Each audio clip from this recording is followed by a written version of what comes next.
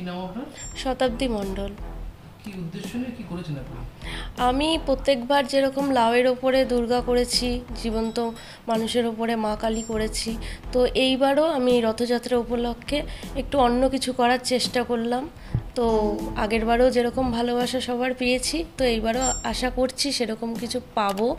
তো এটা আপনাদের এখন দেখুন কীরকম। এবারে আমি আলুর ওপরে বলরাম, সুভদ্রা, জগন্নাথ তৈরি করেছি। উপকরণ বলতে আমার রং তুলি, তারপরে সাজার জিনিস, তারপরে এছাড়াও ঠাকুরের জামা কাপড় যা যা লাগে সমস্ত কিছু দিয়েই আমি এটা তৈরি করার চেষ্টা করেছি। কতদিন সময় লেগেছে? এটা আমার খুব বেশি 6 থেকে 7 ঘন্টার মধ্যে আমার হয়ে গেছে। আপনি কি করেন? আমি এমনি পেশায় মেকআপ আর্টিস্ট, এছাড়াও আমি ছবি টবি আঁকাই, শেখাই। আমার এগুলো ভালো লাগে রং তুলির মধ্যে থাকতে।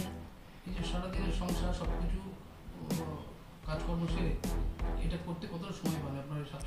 আমি সব কিছুই ম্যানেজ করে নিই, সব কিছু করেই যেইটুকু সময় পাই আমি এই সব জিনিসের ওপরেই সময়টা কাটিয়ে দিই। পরিবারে কে কে আছেন? পরিবারে আমার হাজব্যান্ড আছে, আমার ছেলে আছে, আমার সাথে আমার দিদা থাকেন, ব্যাস আমরা এইটুকুই। আমি শতাব্দীর মা আর শতাব্দীর বাবা। ও ছোট থেকে এই জিনিসগুলো খুব পছন্দ করে, ও নিজের থেকেই তৈরি করে। ও যে কিভাবে এগুলো করে ফেলে আমরা নিজেই জানি না। ও যখন বলে আমাদেরকে যে লাউ দিয়ে ঠাকুর বানাচ্ছি, তখন আমার তো খুবই আনন্দ লাগে, আমি ওকে উৎসাহও দিই।